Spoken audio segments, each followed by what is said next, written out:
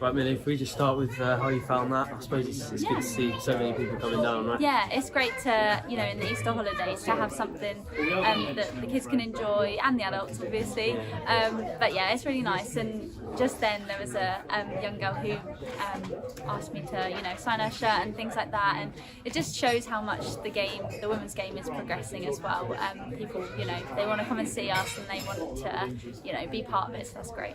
Yeah, I was going to ask you about that. Obviously, before the club was sort of integrated, or the women's side was integrated with the club, you weren't really at these sort of events, but this is obviously happening regularly now, and yeah. I'm sure you're meeting a lot of people that are sort of fans of yours and excited to see you. Does it still feel weird, or are you getting used to it? Yeah, I think it does feel strange. Obviously, just being out and about, and then at, I don't know, the football, for example, when we go and watch the men, you're like, do you play for Norwich Women? Like, yeah. So little things like that. It's because obviously we've had 7,500 fans at Carrow Road, which is amazing, and those people see you, and if they see you, they'll say hi. But it does feel weird.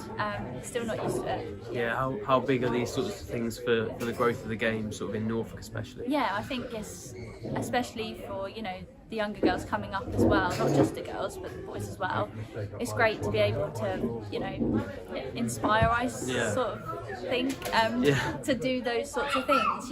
I just asked a little girl who does she want to play football when she's older. She's like, yeah, I do. Yeah. So you definitely get that vibe of these sorts of events, so it's great. Yeah, quite a lot of times when I speak to members of the women's team, they mention that word inspiration. Yeah. I think I've seen you as like a little mascot with the men's side before. Do you feel like you're now maybe giving role models to girls that maybe you didn't have when you were younger? I suppose you would have mainly been looking up to men's players, right? Yeah, I think I've always been a Norwich fan. So growing up, I did go to the men's games. Yeah. They kind of were my role models. I think with the Lionesses, and the game is getting so much bigger, so much better, and actually we are now those role models for young girls especially, and I think it's only going to get better. More girls are going to come through and want to play football, so it's good that there is that basis for young girls to look up to players that they can relate to. Yeah, definitely. And if we look at things on the pitch, there was this sort of, you struggled for results a little bit, and there were a couple of draws after Martin Herdman's departure, but it feels like maybe things are back on track now. Yeah, I think everything's kind of settled a little, and we're back on track. We know what we want, how we're going to get it. So yeah, we're quite happy with how it's all going at the moment. So good.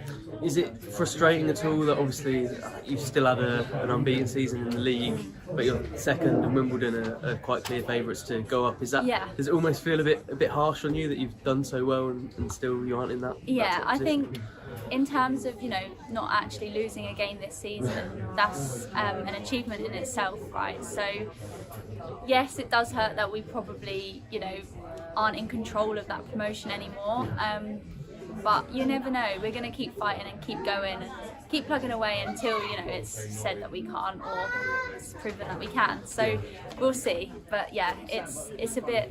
We'll see at the end of the season what the outcome is. But Wimbledon have still got games to play, so we'll see. We spoke about progression off the pitch. Do you feel like on the pitch you've seen a clear improvement from where you were sort of at the start of the season to now? Yeah. So obviously on the pitch, we've just got stronger as a group. We've developed, obviously, training twice a week. The facilities that we're using at Colney are incredible, and we have a lot of staff to back us up in terms of our physical fitness, our recovery, all that sort of thing, and it really does help. You can see a massive difference. Obviously off the pitch as well, that clearly helps. So yeah, we've definitely improved as a collective. We've had some new players that have come in from last season, joined us kind of in the middle of the season, and it's competitive, it's enjoyable, and we all want to just do the best.